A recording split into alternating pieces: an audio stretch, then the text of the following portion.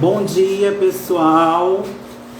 Ótimo início de semana para todos.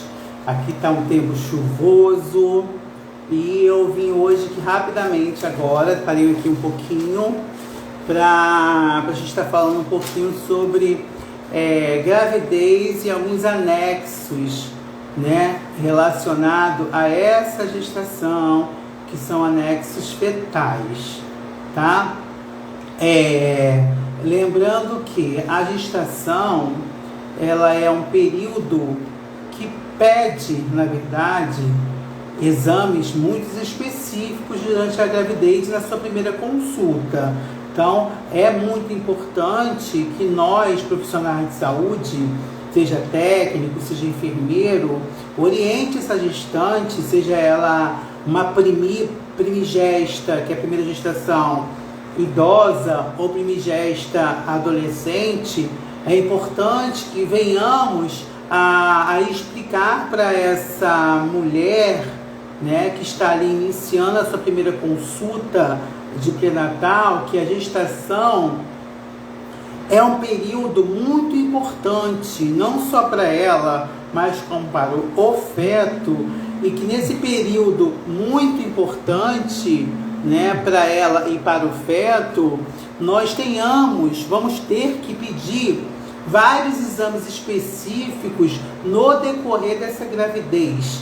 Só que esses exames específicos nós vamos debater no dia 10, eu juntamente com a professora enfermeira Patrícia Freires, sobre pré-natal de risco habitual, tá? Mas hoje eu vou falar para vocês alguns anexos fetais e as importâncias desses anexos fetais para a gravidez, para a gestação e para o feto, que é muito importante. Então, a gestação é um período que pede, né, da gestante a sua dedicação total em relação ao desenvolvimento desse feto, onde nós solicitamos vários exames específicos, até porque um pré-natal, seja ele de alto risco ou de risco habitual, um pré-natal bem assistido por um profissional qualificado ajuda com certeza no desenvolvimento desse bebê, desse feto, e preserva de todas as formas a saúde e a segurança da mãe, né? Então, muitas pessoas não sabem que existe uma celebração de Dia Nacional da Luta de Redução da Mortalidade Materna, né? O Ministério da Saúde aí lutou juntamente com a Secretaria de Saúde também sobre... junto também com a Organização Mundial de Saúde, em 1913, criaram aí o Dia Nacional de Luta pela Redução de Mortalidade Materna. Então, dia 28 de maio, né, é um dia que se comemora e se celebra, né, o Dia Nacional da Luta pela Redução da Mortalidade Materna, porque muitas mulheres morriam, segundo a estatística da OMS, Organização da Saúde, né? Mas em 2013, mais de 289 mil mulheres morreram durante o parto ou até mesmo durante as complicações que envolvia esse parto. Então, por isso, nós temos que garantir um pré-natal bem sucedido, bem eficaz, explicar para ela a importância, né, do pré-natal, a importância dos exames solicitados no pré-natais, a importância de estar utilizando as medicações prescritas, a importância da imunização na gestação, porque isso é de suma importância, esse pré-natal bem assistido pelo enfermeiro, bem acompanhado não só pelo enfermeiro juntamente com o técnico, pré-natal de risco habitual, para que possamos dar mais segurança para a gestação, para que possamos evitar algumas alterações maternas e fetais e no futuro não ter nenhuma complicação com esse feto. Mas voltando aqui à gravidez, à gestação, o feto é mantido dentro do útero da mãe pela placenta, pelo líquido amniótico e pelo cordão umbilical, tá? Bom dia para todos que estão entrando agora. Então, lá nos anexos fetais, além da gravidez, além de ter o feto ali, esse feto, ele é mantido dentro do útero da mãe pela placenta, pelo cordão umbilical e pelo líquido amniótico. Não tem como um feto se manter durante 9 meses, né, chegar a 38 semanas ou 41 semanas e 6 dias, né, de uma gravidez com 280 dias, que é os dias normais de uma gravidez, se não houver ali naquele útero o desenvolvimento adequado de uma placenta, o desenvolvimento adequado de um cordão umbilical, do líquido amniótico. Isso são anexos fetais que vão manter o desenvolvimento, proteger esse feto e facilitar com que ele venha ter uma saúde mental mais qualificada. Saúde fetal mais qualificada. Então, não é em si somente a gestação e a gravidez que nós falamos. Nós falamos também dos anexos fetais. O que mantém o feto ali dentro do útero da mãe? A placenta, o líquido amniótico e o cordão umbilical.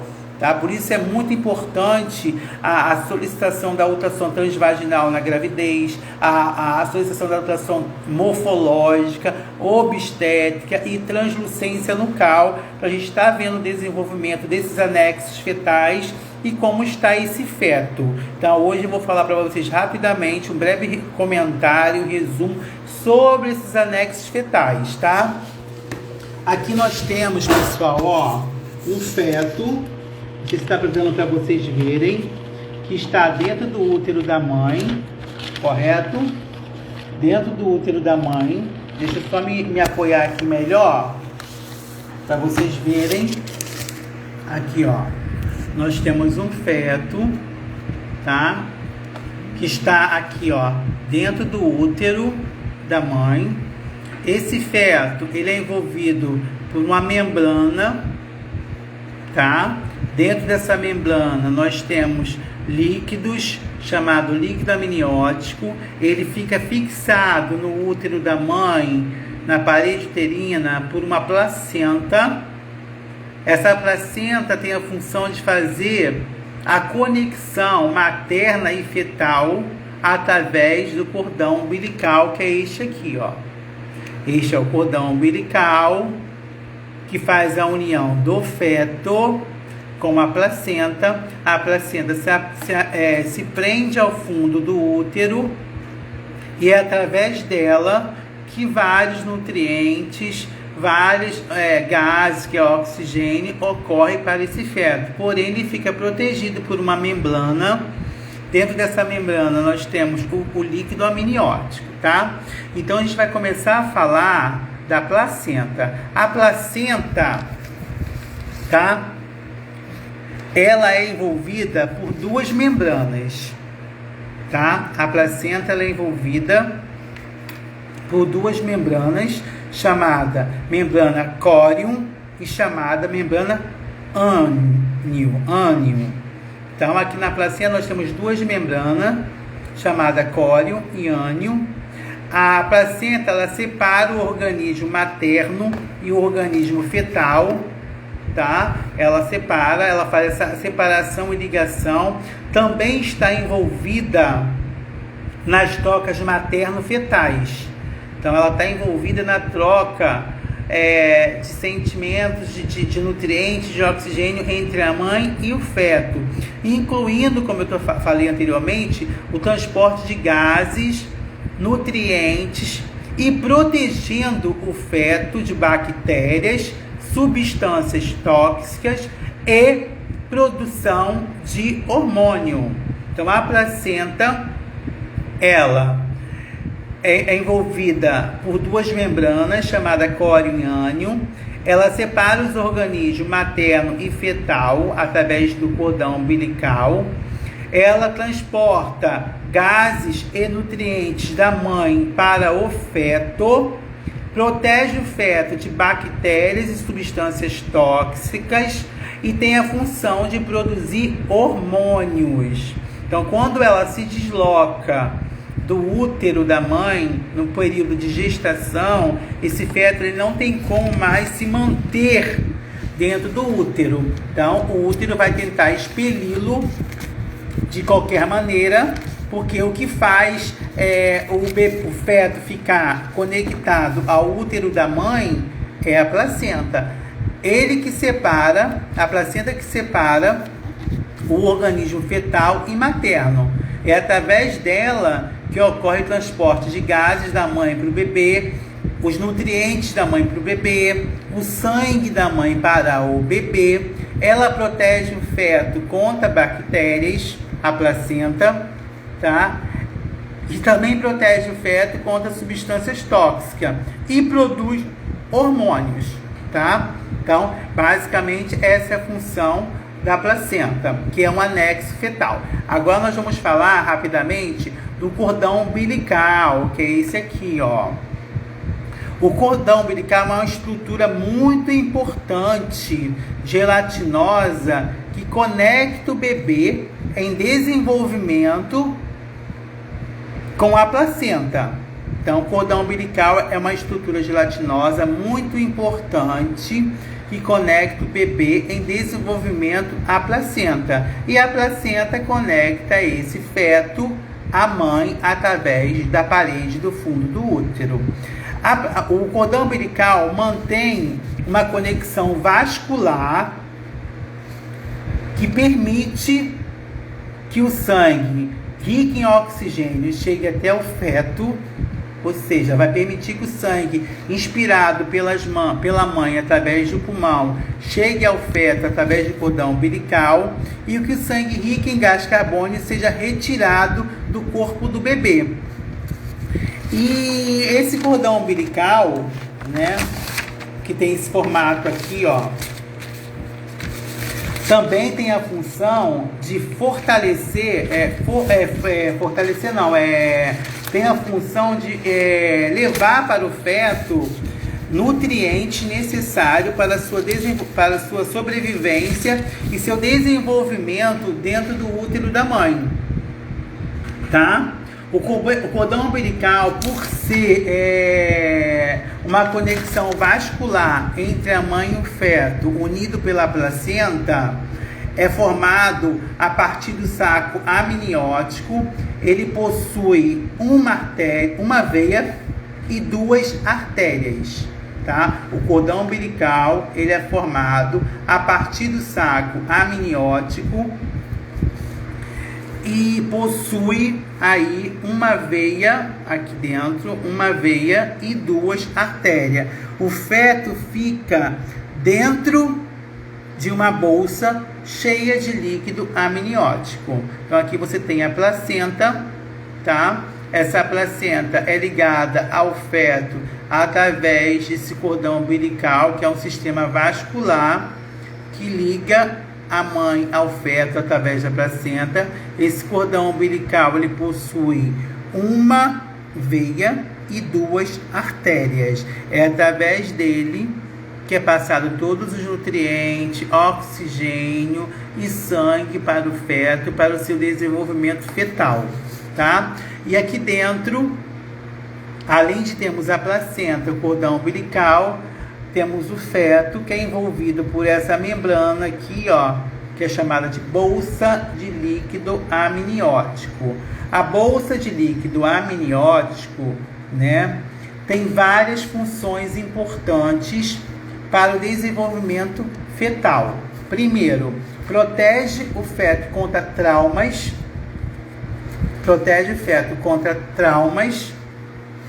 Atua na função de nutrição e maturação fetal, tá? A bolsa do líquido amniótico é produzida no primeiro trimestre da gestação. Algumas alterações do líquido amniótico pode interferir e interromper essa gestação, porque nós temos alterações do líquido amniótico, chamado oligodramia, que é a perda do líquido amniótico, ou há uma ruptura espontânea da bolsa do líquido amniótico e a gestante começa a perder esse líquido amniótico, a chamamos de oligodramia. Também temos outra alteração do líquido amniótico, quando esse líquido amniótico está em excesso, que chamamos de polidramia, que é aumento do volume do líquido amniótico. Lembrando que o líquido amniótico tem a função de proteger o feto contra traumas. Atua na nutrição fetal e maturação do feto.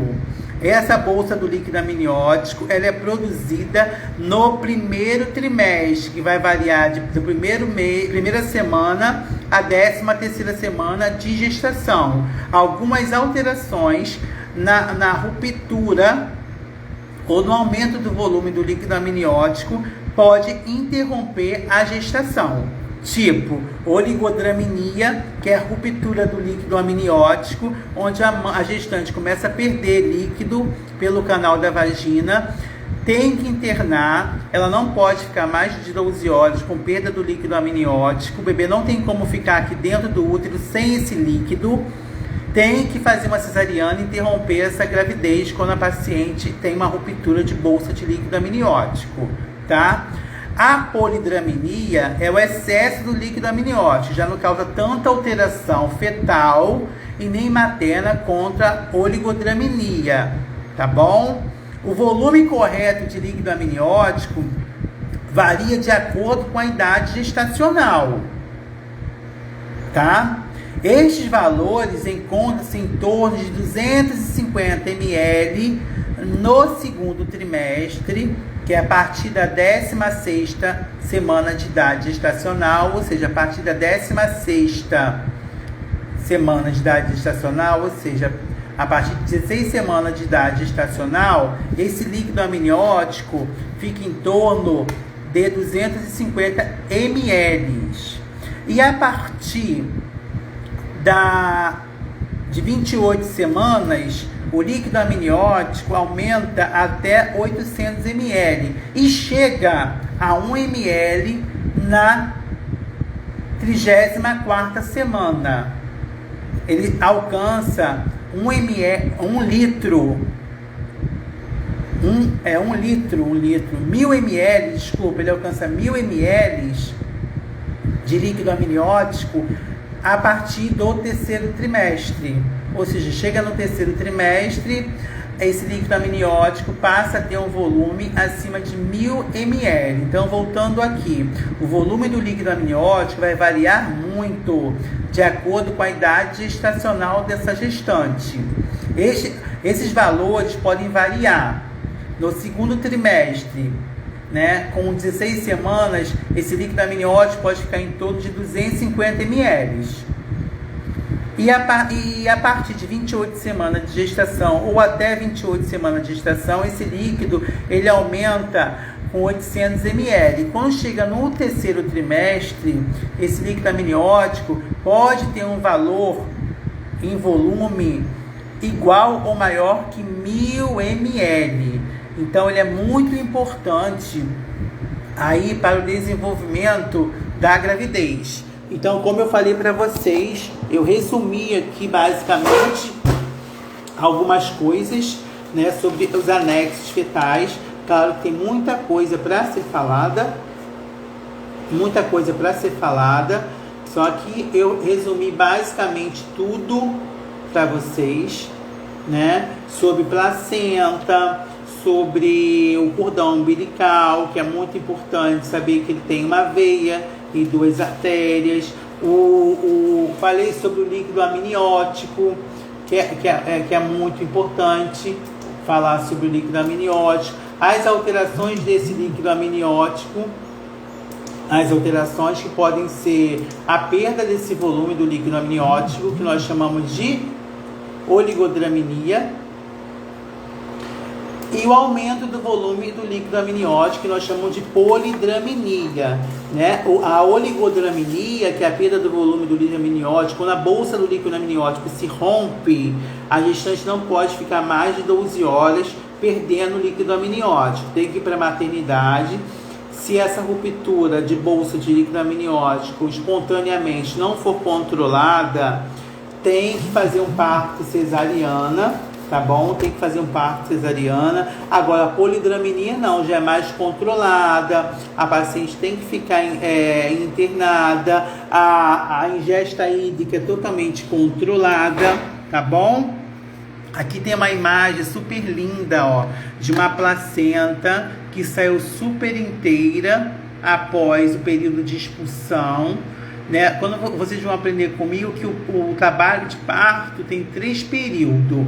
O de dilatação, quando há presença das metrocístoles, que são contrações uterinas. Essas metrocístoles, elas, de acordo com a dilatação, elas vão aumentando as contrações com intervalos menores. E essa dilatação vai variar de 0 a 10 centímetro de dilatação. Aí há o período de expulsão, onde ocorre a presença da calota craniana. Aí nós vamos colocar a parturiente, né, porque ela já está em trabalho de parto, então a gente chama de parturiente, na posição litotômica, para favorecer, né, a expulsão do feto.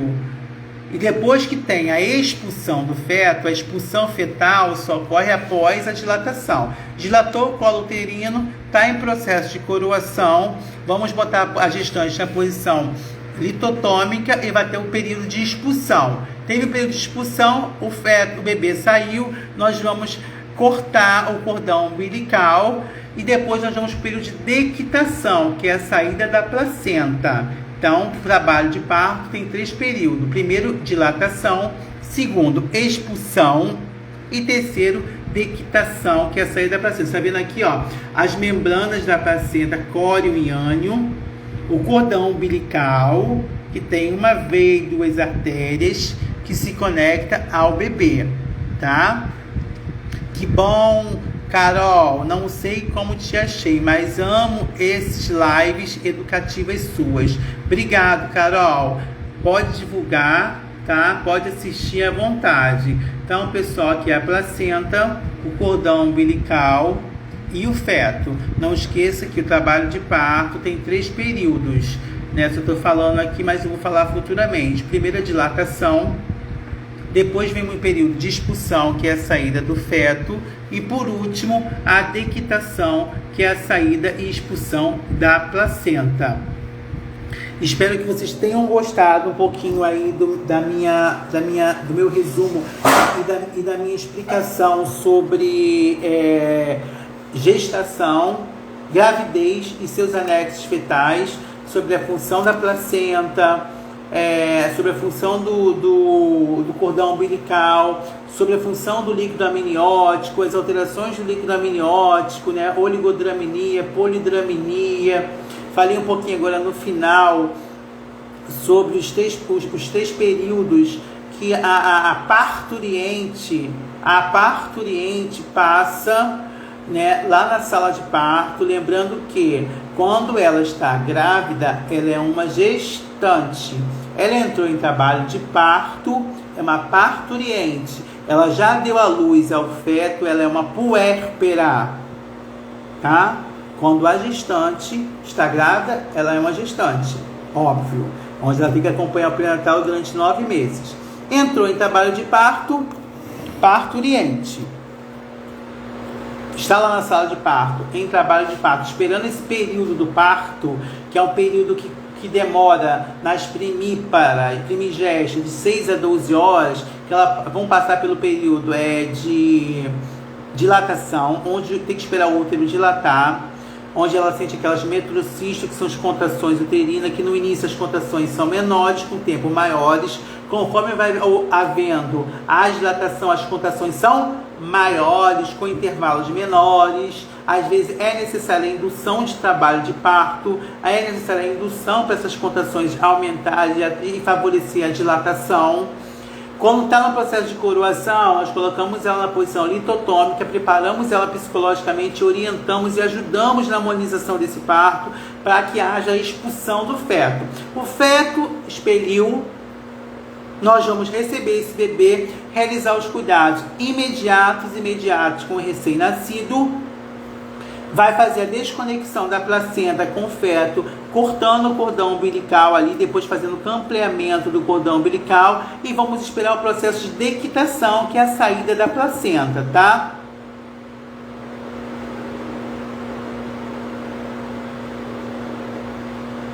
Ah, Carol, eu posso fazer sim um vídeo sobre diagnóstico e enfermagem baseado em Nanda Nick Nock, muito bom isso, essa colocação. Geralmente os enfermeiros têm essa dificuldade desse olhar de diagnóstico para a enfermagem. Nós enfermeiros fazemos o nosso diagnóstico, traçamos nossas linhas de tratamento e de conduta com os nossos pacientes. Pode deixar que eu vou fazer um vídeo interessante sobre Nanda Nick Nock para vocês, tá? Espero que a live tenha sido produtiva, bem educativa, eu resumi bastante. Vai ficar salva lá. Deixe suas perguntinhas. Falar nisso, eu coloquei um tema muito legal lá no meu Instagram ontem, sobre câncer do endométrio. É um câncer muito pouco falado, que hoje acomete uma apresentadora da Globo. É um câncer que acontece muito na pré-menopausa ou na pós-menopausa, então muitas mulheres não ficam ligadas nisso. Então existem vários tipos de câncer, além do colo uterino, além da mama, temos o câncer de endométrio. Então tem lá uma postagem minha no meu Instagram sobre câncer de endométrio, tem a síndrome do policístico ovariano também, e dia 10 eu aguardo vocês às 20 horas com uma live com a participação especial da minha amiga blogueira, não é blogueira, né? A gente usa a live para fazer processos educativos e orientar os profissionais de saúde e aqueles que gostam da área da saúde, se interessam pelos assuntos, que é a enfermeira Patrícia Freire, uma enfermeira lá da Paraíba, também trabalha na atenção primária, como eu, e nós vamos estar falando às 20 horas sobre assistência da enfermagem no pré-natal de risco habitual. É muito importante isso, tá? Antigamente falávamos pré-natal de baixo risco, hoje não se fala pré-natal de baixo risco, é pré-natal de risco habitual. Então, se você quiser saber sobre todo tipo de diagnóstico, todos os exames solicitados no pré-natal de risco habitual, assista a nossa live dia 10 às 20 horas, tá? Muito obrigado pela participação. Não dá tempo mais de bater papo, que o dia é longo. Fiquem com Deus, ótima semana.